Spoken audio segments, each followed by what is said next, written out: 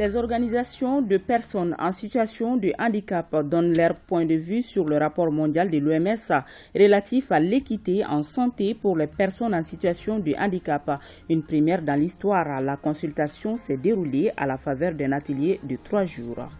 Le Conseil des ministres a adopté mercredi un projet de loi portant création de la Société de recherche d'exploitation des ressources minérales du Mali. Le ministre des Mines, de l'Énergie et de l'Eau, Lamine Seydou Traoré, était hier sur le plateau de 20h à suivre. Merci de nous recevoir chez vous. Mesdames et messieurs, bonjour et bienvenue.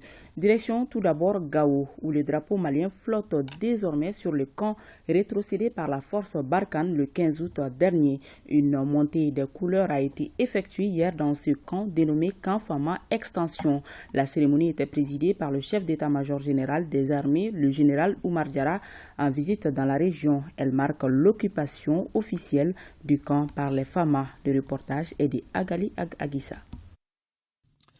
Les femmes occupent de plein droit l'extension du camp Fihroun Ag El Ansar de Gao, rétrocédé par la force Barkhane le 15 août dernier.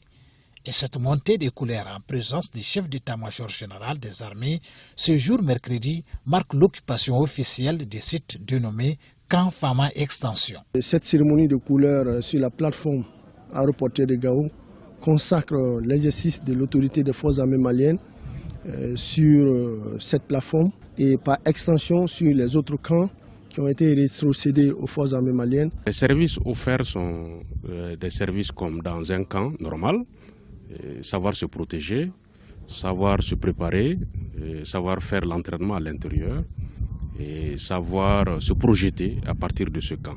D'une superficie de 255 hectares, l'extension du camp 1 de Gao renforce les vecteurs aériens des femmes. Par rapport à l'acquisition de cette infrastructure, donc je pense que cela nous démontre la montée en puissance des FAMA, plus particulièrement de l'armée de l'air, avec l'acquisition de nouveaux vecteurs de combat ou de transport. L'usage qui sera fait de ce camp est conforme aux instructions déjà données, à savoir le redéploiement des FAMA sur l'étendue du territoire national.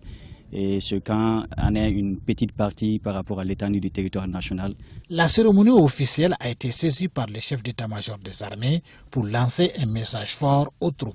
Aujourd'hui, l'environnement est changeant, il y a des manœuvres par-ci par-là, mais il faut que les forces armées restent très soudées. Nous l'avons déjà été, nous le sommes et nous le serons. C'est dans ça que le Mali a son intérêt aujourd'hui.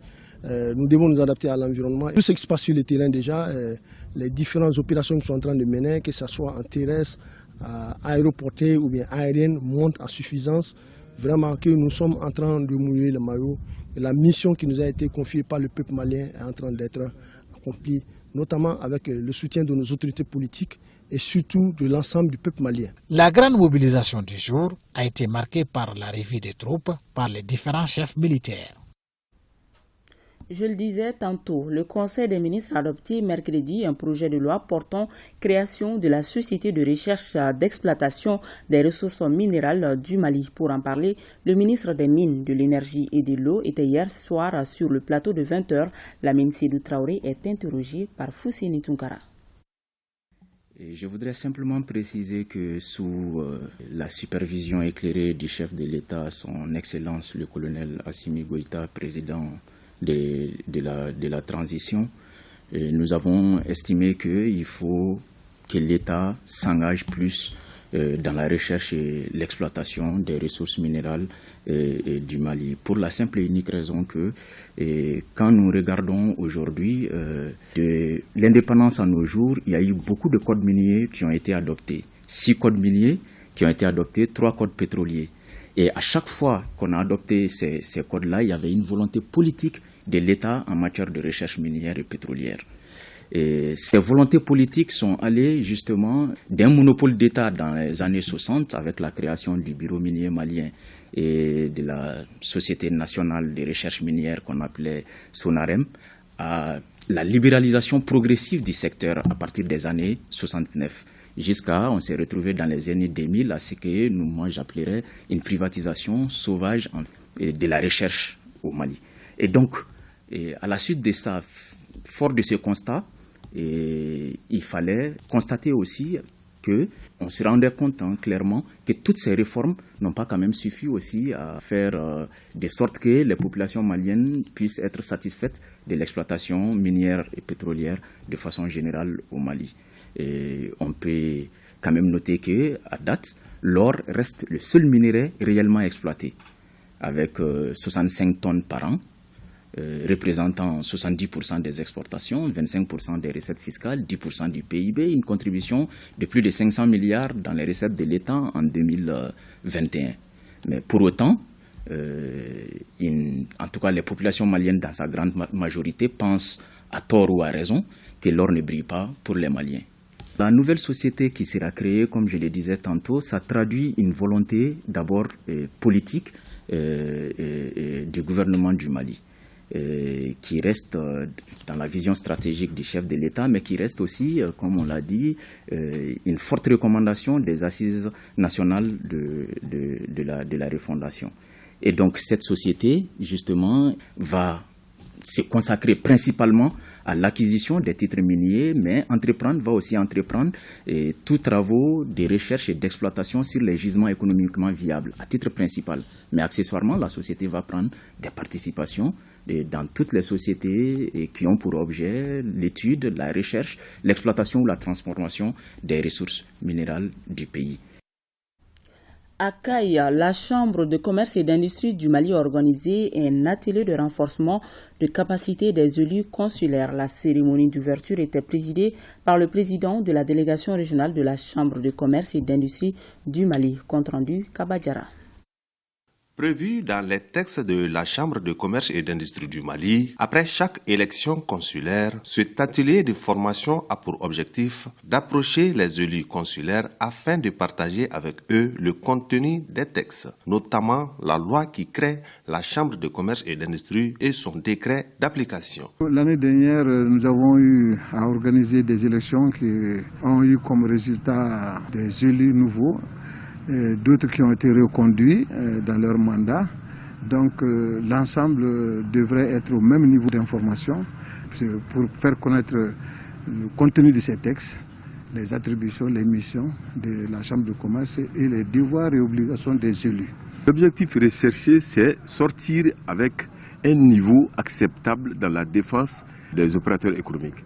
Parce que nous sommes là pour faire l'interface entre l'État et les opérateurs économiques. L'intérêt de l'État est défendu, l'intérêt des opérateurs économiques est défendu. Donc en sortant de cette rencontre, il faut que chaque membre consulaire soit fort vraiment de ce qu'il a appris pour pouvoir parler de la Chambre de commerce et parler de ce que les opérateurs économiques doivent faire.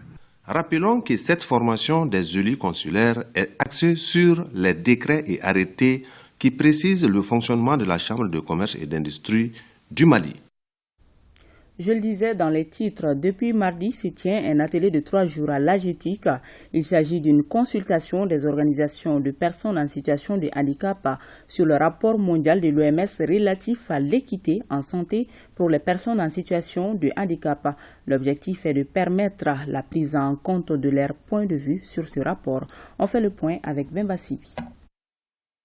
L'accès aux services de santé n'est pas chose aisée pour les personnes en situation de handicap.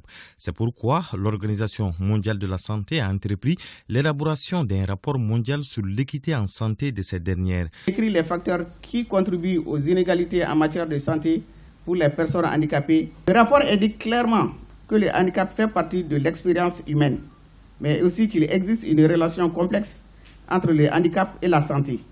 Il reconnaît que les personnes handicapées sont celles qui présentent des déficiences physiques, mentales, intellectuelles ou sensorielles durables qui, en interaction avec divers obstacles, peuvent entraver leur participation pleine et effective à la société sur la base de l'égalité avec les autres. Et l'exercice auquel les organisations de personnes en situation de handicap du Mali sont invitées au cours de cet atelier est de donner leur avis sur ce rapport, ceci pour que la voix du Mali sur cette question soit prise en compte dans le document final. Sur l'équité en santé pour les personnes handicapées, le rapport appelle le gouvernement à prendre des mesures pour faire progresser l'équité en matière de santé pour les personnes handicapées. Il invite également la société civile et les autres partenaires de santé à répondre à cet appel mondial. Pendant donc 3 jours, ces acteurs des organisations de personnes en situation de handicap vont se pencher sur ce rapport et apporter leur contribution. Une seule terre, agissons ensemble, c'est le thème de la campagne de reboisement édition 2022 de 100 qui vient d'être lancée. Le temps a été donné par le gouverneur de la région, le colonel Ousmane Sangaré. Au total, 511 000 arbres seront plantés. De 100, la correspondance d'Idrissa Koni. Le moyen le plus simple et le plus sûr d'atténuer la dégradation continue de l'environnement est le reboisement. C'est dans cette optique que 511 000 arbres seront plantés dans la région de 100 pour cette campagne de reboisement 2022 qui vient d'être lancée. 511 000 arbres. Donc, comme annoncé, il y aura des espèces de valeur. Ici, vous avez le caïcetra, c'est une espèce de valeur qu'on met dans cette rue. De l'autre côté, au niveau de Ténéni, on a mis l'eucalyptus camadulensis. C'est une espèce aussi de valeur par sa production de bois de service, également par sa protection comme brise-vent. Vous avez vu qu'on a mis ça au niveau d'un périmètre irrigué. Donc ça peut servir de brise-vent contre les vents violents et surtout qu'on est dans une phase de défi contre les changements climatiques. Au vu de l'engouement suscité par l'événement, le gouverneur de la région a exprimé toute sa satisfaction avant d'inviter les populations à veiller sur les jeunes plants face à la divagation des animaux. Et il ne s'agit pas de planter seulement, il faut sécuriser ces arbres-là. Il faut les sécuriser pour que l'année prochaine, qu'on puisse venir au moins en ajouter. Mais s'il faut les remplacer, ça ne servira absolument à rien. Mon dernier mot est que j'invite la population, toute la population, à s'intéresser à ces arbres-là. Même de passage, quelqu'un qui voit des animaux, le simple geste d'empêcher ces animaux, c'est le fait de participer aussi au reboisement. Dans cette campagne, la direction régionale des eaux et forêts de 100 a bénéficié de l'appui de l'ONG Sahel Eco. Rappelons que le thème retenu cette année est « Une seule terre, agissons ensemble ». La vieille cité religieuse de Nioro du Sahel a abrité dimanche dernier le lancement officiel des activités du mouvement uni pour le Mali. Objectif, promouvoir la paix, la cohésion sociale, l'entraide et le vivre ensemble. De Nioro du Sahel, le compte rendu de Moussa Diakité. Il s'agissait au cours de ce lancement pour les responsables du mouvement d'inviter les populations de la région de Nioro, surtout les jeunes, à se donner les mains pour relever les nombreux défis afin de prôner l'union, la fraternité, la cohésion sociale, le vivre ensemble et surtout la solidarité entre les populations de toutes les régions du Mali pour accompagner les autorités du pays dans leur quête de la stabilité et de la sécurité. Pour le président de l'Union, la phrase du président de la transition, chef de l'État, son Excellence le colonel Assimi Goïta, à savoir si j'échoue, c'est toute la jeunesse qui a échoué, est interpellateur. Aujourd'hui, nous sommes à Nioro pour porter un message de paix, de fraternité entre tous les fils du Mali, car notre pays est dans une situation très critique et il faut l'union sacrée de tous les fils autour de la mère patrie. On quitte Nioro très satisfait et très heureux de retrouver vraiment des frères et sœurs qui n'aspirent aussi qu'à la paix et à la cohésion sociale. Des actions comme ça doivent être toujours menées pour réunir vraiment l'ensemble des fils du pays et soutenir nos autorités dans leur travail qu'ils mènent vraiment pour stabiliser le pays et ramener la paix. L'unité entre tous les fils du pays. Et c'est à nous, la jeunesse, vraiment de faire ce travail-là, pour accompagner nos autorités, parce que la tâche, elle est immense. Il faut vraiment que tout le monde s'y mette pour qu'on puisse relever les défis. Les jeunes de Nioro ont invité leurs camarades des autres régions du pays à oublier les différends pour mettre en avance l'intérêt de la nation. C'est une nécessité aujourd'hui que le Mali ait vraiment ses fils et ses filles qui doivent vivre vraiment en paix, en cohésion sociale ensemble. C'est vraiment la cause recherchée et je pense que le message a bien véhiculé, les gens ont compris.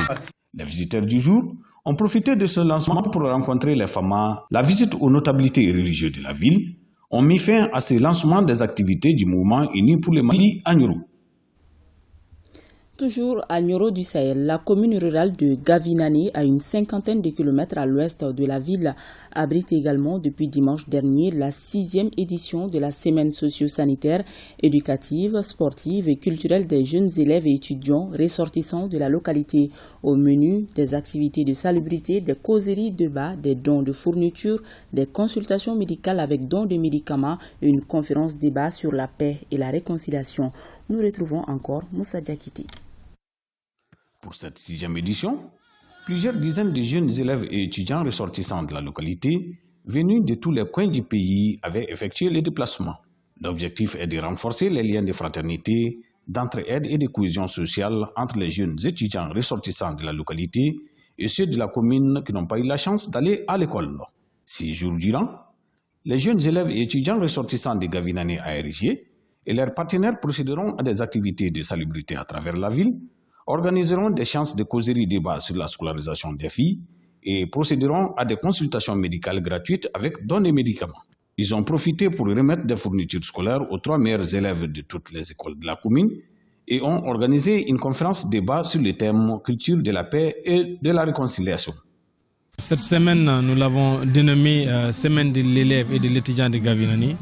Il s'agit principalement d'amener des jeunes générations qui n'ont jamais visité leur village, afin de les ressourcer de leurs valeurs ancestrales, qui est aussi un facteur ou un vecteur pour garder sa tradition et culture, promouvoir l'éducation et accompagner aussi d'une consultation sanitaire gratuite et don de médicaments. L'éducation, comme nous le disions tantôt, c'est le cheval de bataille de notre association. Au niveau de Gavinani, l'éducation était minimisée. Nous nous étions focalisés beaucoup plus sur l'éducation coranique. Cette association avait comme objectif principal de promouvoir l'éducation, de faire en sorte que les filles, nos sœurs et sœurs, puissent avoir l'opportunité dont nous avons dans la commune de Gavinani. Pour cette semaine culturelle qui vient de se dérouler à Gavinani, c'est devenu vraiment des journées mémorables que les gens ne peuvent pas oublier. Nous sommes très contents, vu les fournitures qu'ils apportent aux élèves, les médicaments qu'ils donnent, qu'ils distribuent gratuitement à la population. Vraiment, ça nous tient vraiment à cœur. C'est des gestes qui sont vraiment salutaires. La semaine prendra fin par une visite des sites touristiques de la commune et un match de football entre les jeunes visiteurs et ceux de la commune. Un mot de sport avant de nous quitter. Football, l'équipe nationale locale du Mali doit rencontrer en aller-retour à la Sierra Leone pour la qualification pour la phase finale du CHAN 2023 en Algérie. Le technicien malien qui est à pied d'œuvre depuis quelques semaines a rendu public le nom des joueurs devant affronter la Sierra Leone. Le sélectionneur a fait appel à 23 joueurs majoritairement composés des éléments du Djoliba AC et de l'AS Real de Bamako. Les détails avec Aridou Matina. Finaliste de la dernière édition du championnat d'Afrique des Nations au Cameroun, le Mali s'apprête à défier la Sierra Leone en double confrontation pour l'un des tickets qualificatifs pour la phase finale du CHAN 2023. Le sélectionneur de l'équipe nationale locale, qui s'est préparé pendant quelques semaines, dévoile la liste des joueurs retenus pour cette étape importante. La liste des 23 joueurs publiés est ainsi composée de 3 gardiens de but, 8 défenseurs, 7 milieux de terrain et 5 attaquants. Prenez latéral gauche, vous avez 6 joueurs réellement qui sont au même niveau. Tu dois prendre 3, souvent c'est difficile. C'est ça qui a rendu la chose difficile. Donc j'avais besoin de 2 semaines, juste 2 semaines pour que je puisse dégager, réellement faire une sélection. Et après les 2 semaines, et c'est ce que nous avons fait, on a arrêté une liste de 26 joueurs, et aujourd'hui nous sommes à 23. Donc est-ce que ça a été facile? J'ai dit non. Les 2 matchs que nous avons fait à Mauritanie, ça nous a fait énormément de bien. Parce qu'en réalité, l'équipe qu'on avait, qui a été en finale lors du CHAN passé, et l'équipe que nous avons maintenant, ce n'est pas la même équipe. C'est carrément une nouvelle équipe qu'on est en train de mettre en place. L'équipe nationale locale, dans le cadre de la préparation, a pu livrer 3 rencontres amicales internationales. Des matchs qui ont permis au sélectionneur de jauger le niveau de son groupe et apporter éventuellement des améliorations, car l'objectif n'est autre que de se qualifier pour la phase finale du CHAN 2023. C'est vrai, l'adversaire est important, mais moi, mon problème, depuis que j'ai commencé ce métier, c'est d'abord mon équipe. On a des informations, mais aujourd'hui, le plus important, pour moi, c'est vraiment avoir des répondants le jour J. De façon générale, je pense qu'aujourd'hui, petit à petit, on est parvenu à mettre une équipe en place aujourd'hui qui est capable de nous représenter. La Sierra Leone, ne disposant pas de terrain homologué, va recevoir le Mali ce dimanche au Libéria. Le match retour est prévu à Bamako le 4 septembre prochain. Et ainsi prend fin ce journal que j'ai eu le plaisir de vous présenter. Merci à toute l'équipe de réalisation et à vous de l'avoir suivi. Bel après-midi à tous.